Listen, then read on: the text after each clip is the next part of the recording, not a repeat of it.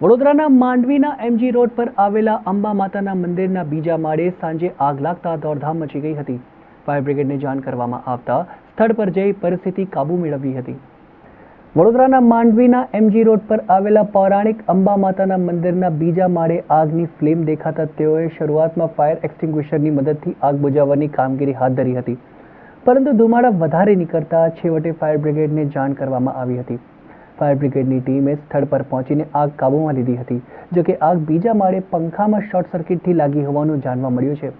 આ આગ પહેલા માળે કે મંદિર સુધી પ્રસરી ન હતી। ઉલ્લેખનીય છે કે ગતરોજ રવિવાર હોવાથી તેમજ સાંજનો સમય હોવાના ભક્તો મોટી સંખ્યામાં હતા। જો કે કોઈને ઈજા થઈ ન હતી।